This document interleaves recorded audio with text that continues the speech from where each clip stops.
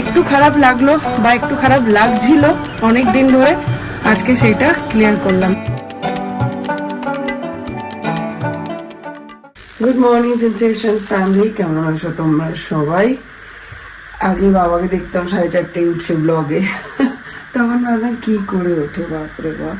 আর এখন আমি উঠছি 4:40, আজকে ম্যাডাম এসে আমার ঘুম ভাঙিয়েছে।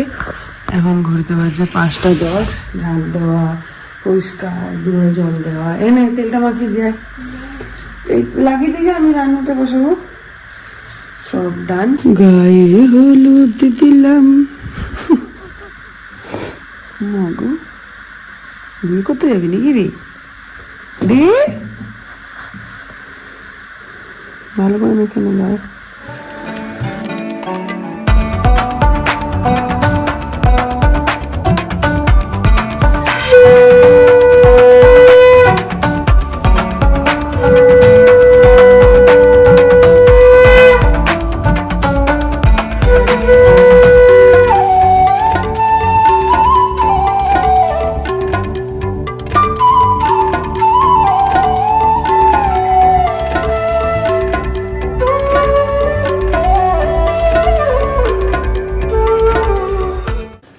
আজকে এই বেরোচ্ছে, আসবে সেই সন্ধ্যে 6টায় নাকি।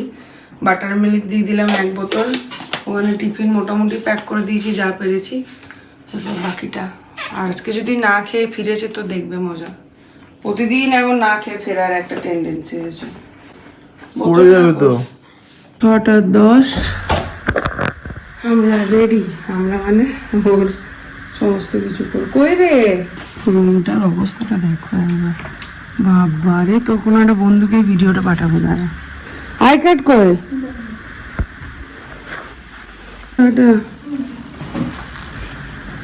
বুকটা লাগা, বুকটা লাগা। টাটা।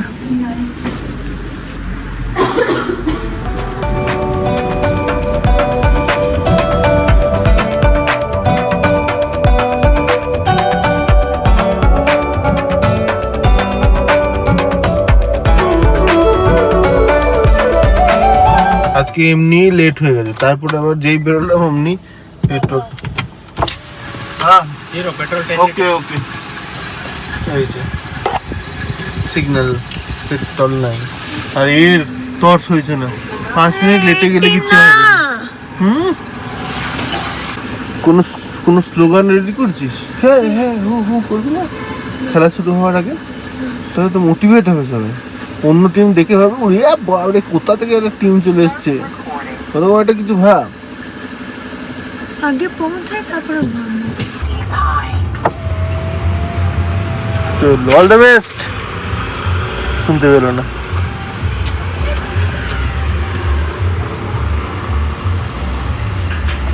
ছটা 42, সকাল সকাল বাগান ঘোরার কাজও কমপ্লিট। এই কাকিমাটা এসছে, ভালোই লাগছে। তাই নাকি? বেশি উড়ো না। চা পাচ্ছে, চলো। আমার যাওয়া হবে না, তাহলে আর ভেবে লাভ নেই। যা পাখি উড়তে দিলাম তোকে। বাজে 11:20, রেডি হয়ে গেছি সরস্বতী পুজো। হ্যাপি বসন্ত পঞ্চমী, হ্যাপি সরস্বতী পুজো। খুব ভালো করে কাটাও আজকে দিনটা। ছোটবেলা থেকে মানে বাচ্চাদের মনে, স্কুল গোয়িং, কলেজ গোয়িং, এদের এই দিনটার একটা স্পেশাল অনুভূতি। বাট আজকের দিনে দাঁড়িয়ে এবছর প্রথম আমার কোনো রকমই কিছু মানে খুব মনে হচ্ছিল যে থাক ছেড়ে দিয়ে যেতে হবে না এরকম। বাট সবাই বারবার ফোন করাতে ফাইনালি উঠে রেডি হয়ে গেলাম। অরিন্দম তো যেতে পারছে না, অফিস আছে, আর মিমডি চলে গেছে স্কুল। তাই ভাবছিলাম যে কেমন একটা ইয়েতে চলে এলাম না আমরা। মানে আমাদের ছোটবেলায় সরস্বতী পুজো মানে আলাদাই ব্যাপার ছিল। সকালবেলায় তেল হলুদ দিয়ে স্নান করে দিনটাকে শুরু করা, তারপরে শাড়ি পরার একটা, তারপর স্কুলে ঘুরে বেড়ানো। বোলপুর গার্লস সেদিনকে বোলপুর হাই স্কুল হয়ে যেত, মানে বয়েজ স্কুল হয়ে যেত। ওই একটা দিনই পারমিশন থাকতো ছেলেদের আমাদের স্কুলে এন্ট্রি নেওয়ার, সে এক আলাদা নস্টালজিয়া।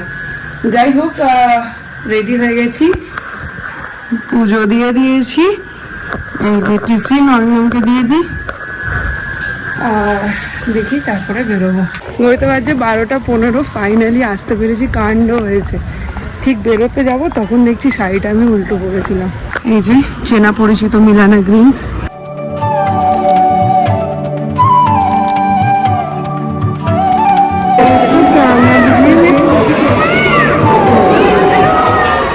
শুধু এইটুকুনি ব্র্যান্ডিং খানটা, আর কিছু দরকার নেই এখানকার লোকাল কিছু প্রয়োজন বাঙালি, শুধু ওই ব্র্যান্ডিংটা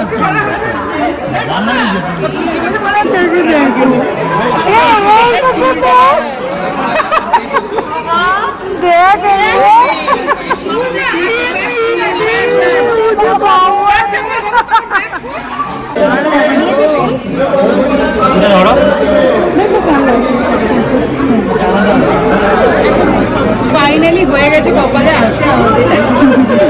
পরে ঠাকুরমশাই আবার একবার পুষ্পাঞ্জলির ইয়ে করেছে।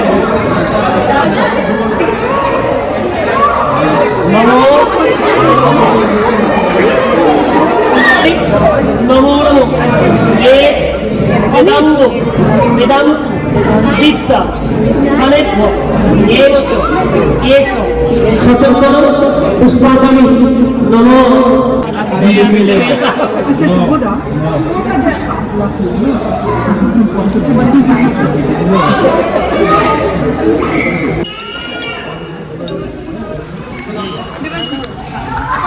একটু দিন না ঠাকুর।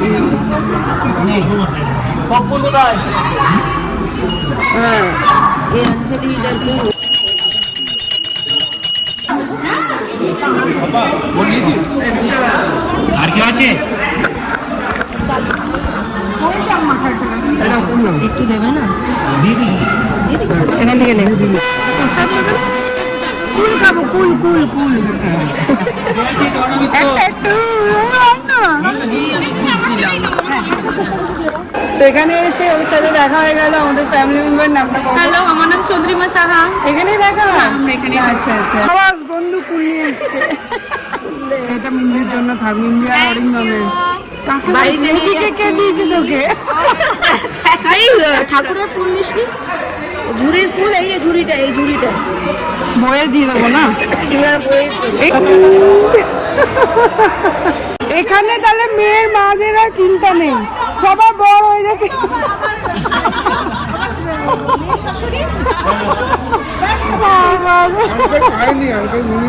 তোর কোথায়? তোরটা কই? তোর জামাইটা স্কুলে আছে। এখন আমরা সবাই মিলে চা খাচ্ছি। উফ, পুরো একদম মনে হচ্ছে যে সরস্বতী পুজো, সরস্বতী পুজো সবাই হলো। আর এই যে নিকেতানি বুটিকের মডেল আজকের জন্য। নিকেতানি বুটিকের মডেল। ঘড়িতে এখন বাজে 1:33। এতক্ষণ ছিলাম বিবিসি এর পুজোতে, ওখান থেকে এখন আরেকটা জায়গায় সরস্বতী পুজো হচ্ছে, সেখানে এসছি এখন। এই যে এইখানটায়।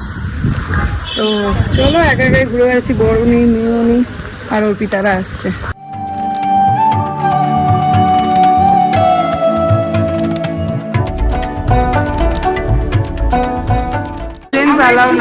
অঞ্জলি কিন্তু শেষ, ঠিক আছে, এদেরকে বাইরে ফায়দা নিচ্ছে।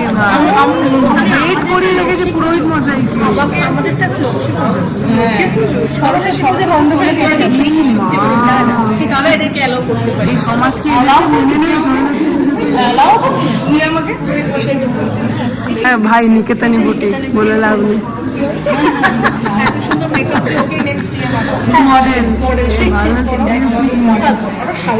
বলছে চলো চলো এখনই চল।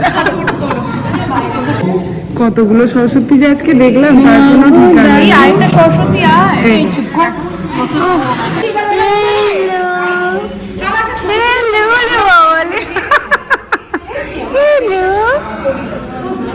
সেকেন্ড আলি বাবালি, ওলে বাবালি।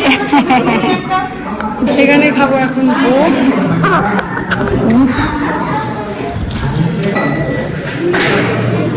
দাঁড়াও, এই অল্প অল্প, হ্যাঁ বাস।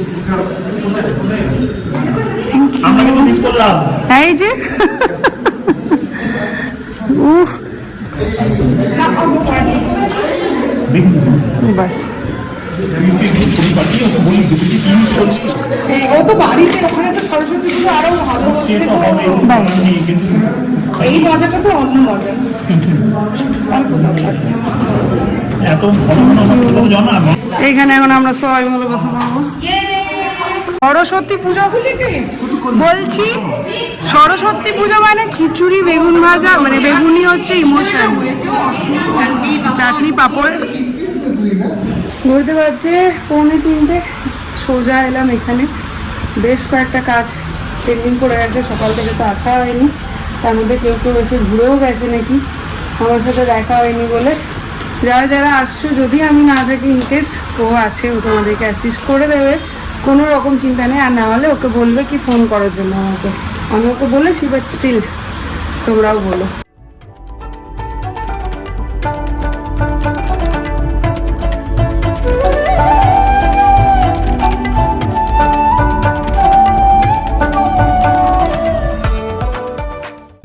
চারটে 10, এখন যাচ্ছি নিমলিকে স্কুলে আনতে। ওখানে গিয়ে আজকে আবার পিক আপ করতে হবে। এখনও শাড়ি ছাড়া আর একটু জল খাওয়ার কোনো রকম সময় পাইনি, তো শাড়ি পরেই যাচ্ছি। সময় হলো না। এসছিলাম ভিডিও করতে, বাট মেয়েটা যেহেতু নতুন, সব ঘেটে রেখে দিয়েছে, ডবল ডবল করে কাজ করতে হলো। শিখে যাবে আস্তে আস্তে।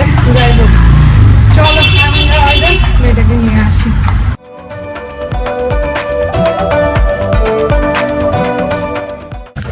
আজ একই এরকম পরিশ্রম, তার মধ্যে হচ্ছে হেলমেট কেলেঙ্কারি। প্রথমে অরিন্দম ফোন করে বললো হেলমেট লাগবে, বাড়ি এসে হেলমেট নিয়ে যাও, আমার অফিসের চলছে, ওর নিচ অব্দি আসতেও পারবো না। এখান থেকে বাড়ি গেলাম, বাড়ি গিয়ে ফোন করছে বাড়িতে হেলমেট নেই, দোকানে আছে।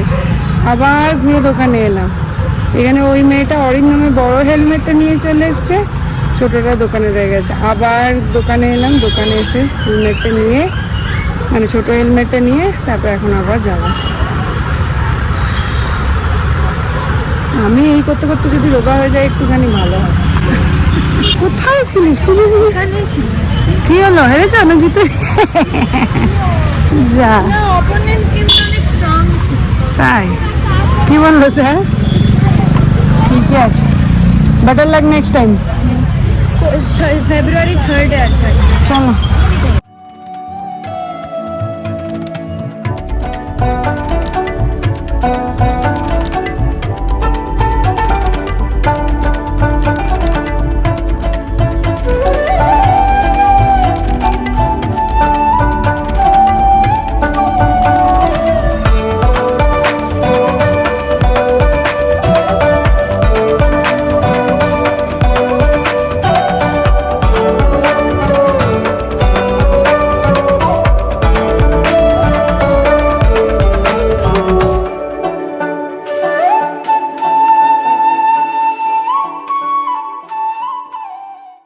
এসে ঘরটাগুলো একটু পরিষ্কার করে নিলাম, মিমলির দুধ চাপিয়ে দিয়েছি, ওকে খাবার দিয়ে বেরোবো। নিজেও একটুখানি ওই টাচ আপ করে নিলাম। শাড়িটা এখনও খুলিনি, কেন কি ইচ্ছা আছে বুটিকে গিয়ে একটা শাড়ি পরে ভিডিও বানানো। নতুন কিছু খুব ভালো ব্লাউজের কালেকশন এসছে, তো সেটাই তোমাদের সাথে শেয়ার করার জন্য শাড়িটা খুললাম না। আর এখানে একটা কথা বলে রাখি, যে কারণে আবার ব্যালকনিতে এলাম, সেটা হচ্ছে যবে থেকে আমি বুটিকটা ওপেন করেছি তবে থেকে 1-2 মানুষ যারা কনস্ট্যান্ট এই কমেন্টটা করেই যাচ্ছেন, আজকে তাদের উদ্দেশ্যে বলি। আর আজকে তো একজন এমনভাবে কথা বলেছেন বা কমেন্ট করেছেন, আমি এখানে এটা ট্যাগ করে দিলাম। এটাতে প্রথম কথা বলি, এই যে কমেন্টটাতে, এটাতে আমার কোনো রকম শিক্ষাগত যোগ্যতা বা আমার রুচির প্রমাণ দেয় না। আপনার কথা কিন্তু আপনারই দায়িত্ব। যাই হোক, তো এখানে বলে রাখি, তোমরা অনেক রকম কমেন্ট করছিলে, বাবা মেয়েকে গাড়ি দিতে ব্যাঙ্গালোরে গাড়ি নিয়ে গেছে, তার অ্যান্সার তো তোমরা হোপফুলি, মানে যারা কমেন্টগুলো করছো 2-4 মানুষ, তাদের উদ্দেশ্যে বলছি, তোমাদের অ্যান্সার তোমরা পেয়ে গেছো। আর যে কথাটা বারবার উঠে আসছে, এটাকে যদি একটা না ইগনোর করতেই থাকি, তাহলে গিয়ে কোথাও গিয়ে মৌনতা সম্মতির লক্ষণ হয়ে যায়। আজকে কেউ কেউ বলছো, 1-2 মানুষ, যে বাবার টাকায় আমি বুটিকটা খুলেছি বা বরের টাকায় খুলেছি, তার জন্য কোনো যোগ্যতা লাগে না বা কিছু। এই ক্ষেত্রে একটাই কথা বলবো, পৃথিবীতে এত বিজনেসম্যান আছে, এত বিজনেস ওম্যান আছে, যারা বড় বড় ব্যবসা করছে, তাদের কি কোনো যোগ্যতা নেই বলতে চাইছো? আমি বলছি না আমি খুব বড় ব্যবসা করছি, তোমার এই কথাটাতে কিন্তু তাদের পুরো বিজনেস কমিটিকে কিন্তু ছোট করা হলো, প্রথম কথা।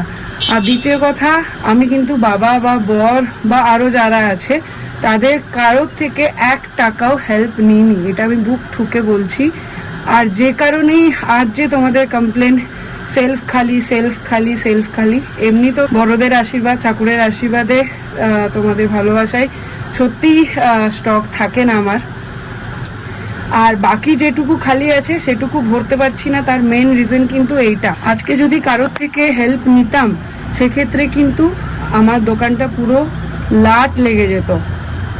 সেই হেল্পটা নিইনি বলেই নিজের যতটুকু ক্ষমতা, আমি আজকে 10 বছর 12 বছর ধরে কিন্তু ব্যবসাটা রান করি, সেইখান থেকে যতটুকু যা পুঁজি জমিয়েছি পুরোপুরি, আমি তো আবারও বলছি, বুক ঠুকে বলছি, না এখানে আমার বাবা, না এখানে আমার বর, না কেউ আমাকে কিন্তু 1 টাকা দিয়েও হেল্প করেনি। হ্যাঁ, সবাই হয়তো বলেছিল কিন্তু আমি নিইনি।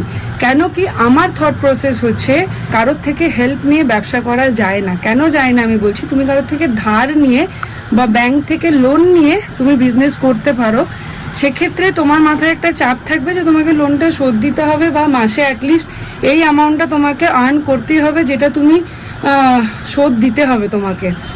আর যদি তুমি কারোর থেকে এমনি পেয়ে যাও তাহলে সেক্ষেত্রে তোমার মাথায় কোনো চাপ কাজ করবে না, সেক্ষেত্রে তোমার শরীরে সেই তাগিদাটাই থাকবে না যে তোমাকে বিজনেসটাকে বাড়াতে হবে, চালাতে হবে, অ্যাট এনি কস্ট বিজনেসটাকে বড় করতে হবে। আর যেই কারণেই আমি কিন্তু কারোর থেকেও 1 পয়সা নিইনি, যে আমি যদি পেয়ে যাই এমনি তাহলে আমার আর ইচ্ছাটাই মরে যাবে যে আমাকে কষ্ট করতে হবে, বড় হতে হবে, সবার কাছে পৌঁছতে হবে, আমার ব্যবসাটাকে রান করাতে হবে, মেন কথা। আর এখানে আরও একটা কথা বলে রাখি, ফার্স্ট ফ্লোর নেওয়ার এই আরও একটা মেন রিজন ছিল, এই দোকানটা বা এই বুটিকটা বা এই শপটার রেন্টটা আমি অনেক কমে পেয়েছিলাম, যেটা আমি মনে হয়েছিল বের করতে পারবো। যদি সেরকমই হতো বাবার থেকে নিয়ে বা বরের থেকে নিয়ে, তাহলে আমি একটা বড় সড়ো শোরুম খুলে লাক্সারিভাবে সমস্তটা করতে পারতাম। এখানে কিন্তু আমার সম্পূর্ণ নিজের যতটুকু যা ছিল আমি নিজে লাগিয়ে বিজনেসটাকে স্টার্ট করেছি। যখন আমার মনে হয়েছে যে আমি এই সমস্ত কিছুটার জন্য কেপেবল, আজকে একটা স্টাফ নিয়ে দোকানটা চালাচ্ছি, যদিও এখন একদম ইনিশিয়াল স্টেজ, এখানে 2টো স্টাফ রিক্রুট করার কোনো দরকার নেই, নিজের এফর্ট দিতে হচ্ছে। তো আমি এগুলো কেন করছি? জাস্ট বিকজ আমি জানি এটা আমার অকাত, আমাকে এখানে থাকতে হবে। এর বেশি বেড়ে গেলে আমাকে কারোর উপর ডিপেন্ডেন্ট হয়ে যেতে হবে বা কারোর থেকে কিছু এক্সপেক্ট করতে হবে, যেটা আমার করার নেই। তো সেইখানেই মানে সেই জন্যই আজকে এই কথাগুলো উঠে এলো, আজকে এই ক্ল্যারিফিকেশন বলবো না, এই কোয়েশ্চেনটা হয়তো অনেকের মাথায় ঘুরছে, কেউ বলছে কেউ বলছে না, তাই জন্য আজকে এটা ক্লিয়ার করলাম। এই যে ছোট্ট দোকানটা বা ছোট্ট বুটিকটা বা ছোট্ট স্টার্ট আপটা আমি করেছি, সেটা পুরোপুরি আমার যোগ্যতায়, আমার ক্ষমতায়, আমি এত বছর ধরে যেটুকুটা যা জমিয়েছিলাম সেটুকু দিয়ে। এখানে আমি বুক ঠুকে বললাম, ওই তোমরা যে ভিডিওতে এক ঝলক দেখেছো, ওপেনিংয়ের দিন বাবা কিছু টাকা দিয়েছিল আর অরিন্দম ফার্স্ট ওই 501 টাকা দিয়েছিল।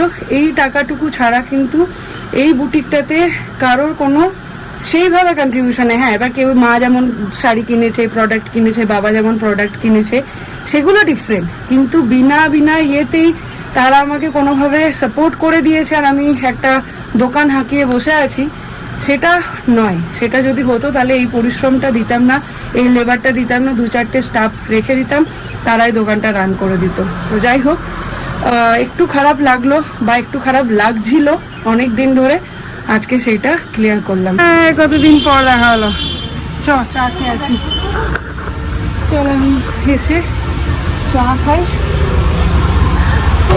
টাটা।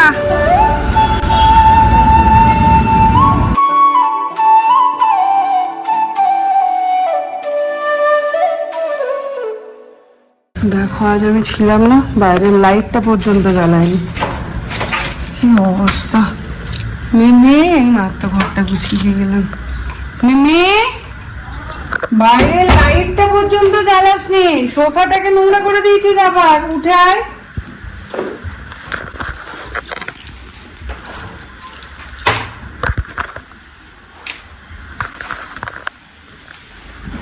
আমি ওর সাথে বসে বসে একটুখানি খেয়ে নিলাম। প্রচুর খেতে পেয়েছিল, বাপরে মাথা খারাপ হয়ে গেছে। এই তো এবার ছাড়বো।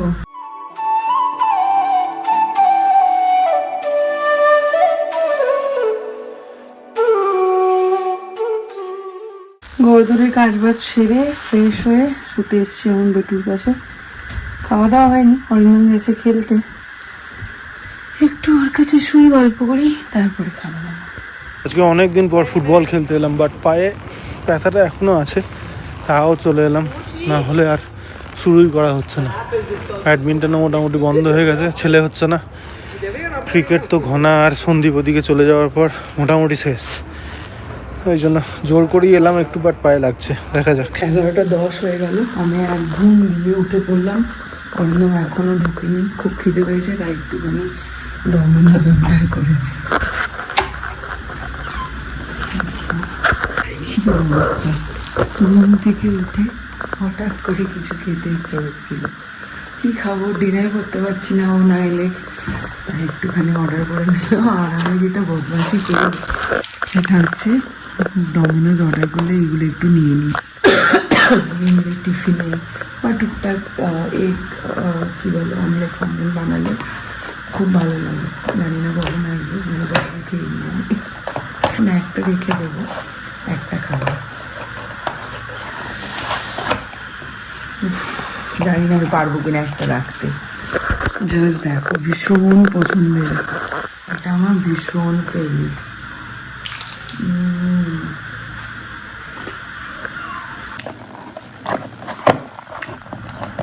রেখে দিলাম, এসে খাবে।